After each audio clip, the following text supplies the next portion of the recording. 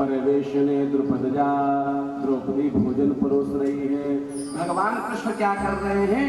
कृष्ण पादावने जने, जो पदत्राण उतारे जा रहे हैं, जूते चप्पल इत्यादि उतारे जा रहे हैं, चरण की सेवा भगवान गोविंद ने की। यज्ञ संपन्न जब हो गया तो क्या करते हैं? सबका धन्यवाद ज्ञापित करते हैं ना। इन्होंने बड़ी मेहनत की, उन्होंने भी बड़ी मेहनत की। तो धन्यवाद ज्ञापित जब होने लगा तो बोले हम प्रथम धन्यवाद किसका ज्ञापित करेंगे, प्रथम सम्मान किसका करेंगे। तो सम्मान की जब बात आई तो युधिष्ठिर ने कहा मेरे जीवन में सबसे बड़ा योगदान मेरे ठाकुर का है, तो हम सबसे पहले कृष्ण का धन्यवाद करेंगे, उनका पूजन करेंगे। जैसे ही पहला नाम आया तो वहीं पर कृष्ण की एक और हुआ है, उनका बेटा बैठा हुआ है शिशुपाल महाराज। बिगड़ गया इस ग्वारे की पूजा, इस ग्वालिये की पूजा। इसके पिता का पता नहीं, माँ का ठिकाना नहीं, छिप करके समुद्र में रहता है। बचपन में मक्खन चुराता था, कभी चीर चुराता था, अभी भी इसकी चोरी की वृत्ति गई नहीं है। महाराज लगा गालियां निकालने, भगवान बैठे बैठे मुस्कुरा रहे हैं। बलदाऊ ने कहा कृष्ण उठूं क्या? भगवान ने कहा बुआ को वचन दिया है 100 अपराध क्षमा करूंगा। इसलिए जीवन में आपको बताऊं, कोई आदमी पापाचार करता जाए, अनाचार करता जाए, अत्याचार करता जाए, गरीबों को सताता जाए और आप देख रहे हो उसके महल बनते चले जा रहे हैं, तो आपको लगता है कि भगवान बुरे लोगों का साथ देता है, लेकिन ऐसा नहीं है। क्यों? क्योंकि भगवान ने कहा है ना कि इतनी गलतियां तो माफ करूंगा, और महाराज जैसे ही वो गलतियां पूर्ण होंगी तो भगवान दंड देता है। जैसे 100 गाली पूरी ही हुई, 101वीं में भगवान ने सुदर्शन चक्र से शिशुपाल का महाराज सर धड़ से अलग किया है, और शिशुपाल की ज्योति निकल करके भगवान के श्री चरणों में विलीन हो गई।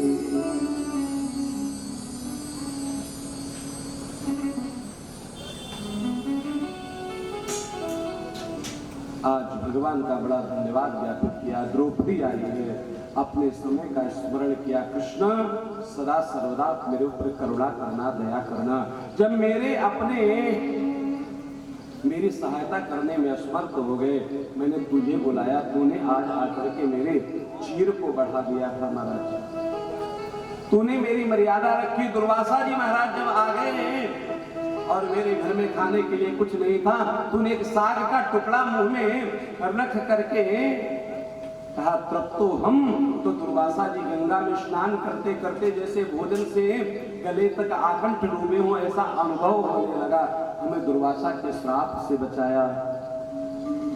महाभारत जैसे सम्रांगण में जहां हजारों हजार लोग बलि की वेदी पर चढ़ गए, वहां भी आपने मेरे ऊपर कृपा की है, मेरे ऊपर करुणा की है। प्रभु मुझे क्षमा करिए, लेकिन सदा सर्वदा मेरे अंदर आपके प्रति सखा का भाव बना रहे, ऐसा निवेदन किया। भगवान प्रसन्न होकर के लौटे हैं। भगवान के एक मित्र हैं, कल मैंने सूक्ष्मता से जिक्र किया था, नाम है श्रीमान सुदामा जी महाराज। कृष्ण शासी सखा ब्राह्मणो ब्रह्मवित्तमः विरक्तैर्यातेषु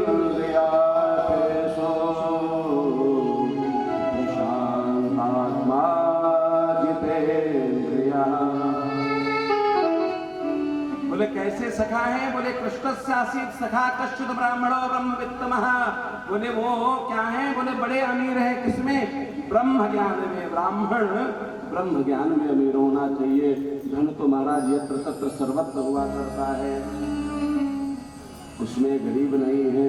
और फिर क्या है? विरक्तेन्द्रियार्थेषु, कोई लोभ नहीं है, कोई लालच नहीं है। भिक्षावृत्ति कैसी है? बोले 5 घर में भिक्षा मांगते, कुछ मिले तो ठीक, नहीं मिलते 6वें घर जाते नहीं है। ये नियम अपने द्वारा बनाए हुए हैं। बहुत लोग कहते क्या कि सुदामा जी ने भगवान कृष्ण के जो चोरी से चने खा लिए तो महाराज वो दरिद्र हो गए। वास्तव में आपको बतावें, सुदामा जी ने उनके चने चोरी से नहीं खाए, योजना से खाए। चोरी से नहीं खाए, छिप के नहीं खाए, योजना से खाए हैं, जान करके खाए हैं।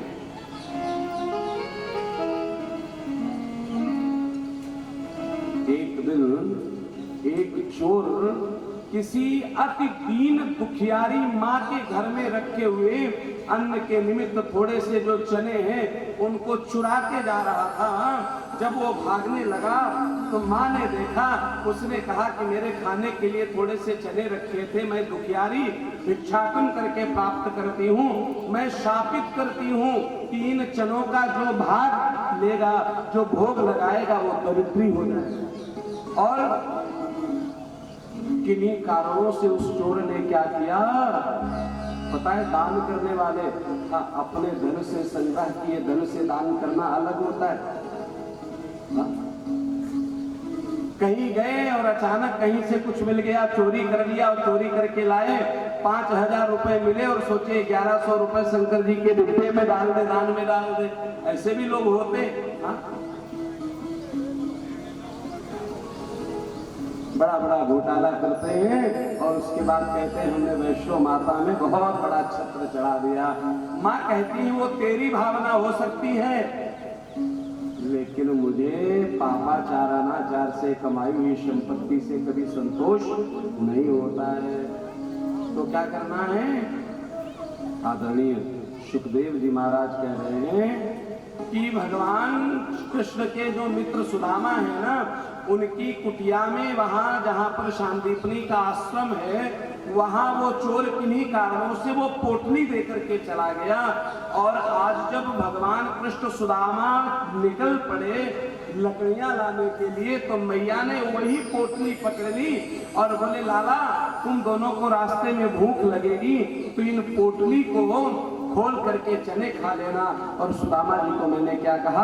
ब्राह्मणो ब्रह्मवित्तमः, वो ब्रह्मवेत्ता है। जैसे ही उनके हाथ में पोटली स्पर्श हुई, उसकी नकारात्मक ऊर्जा को समझ गए और गुरु माँ का दिया हुआ आशीर्वाद है, प्रसाद है, फेंक भी नहीं सकते।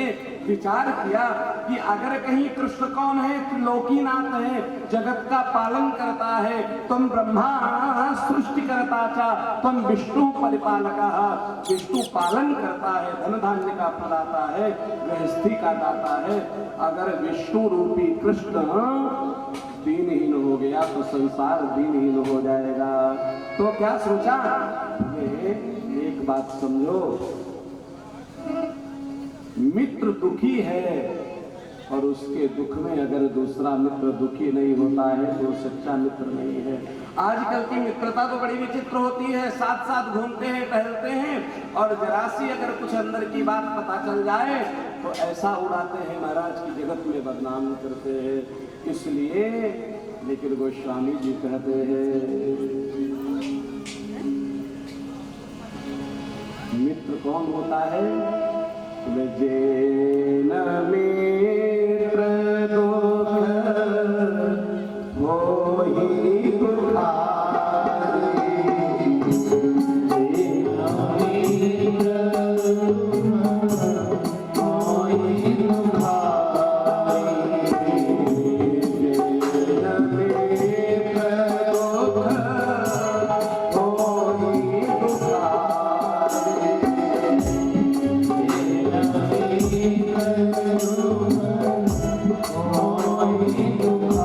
दुखारी।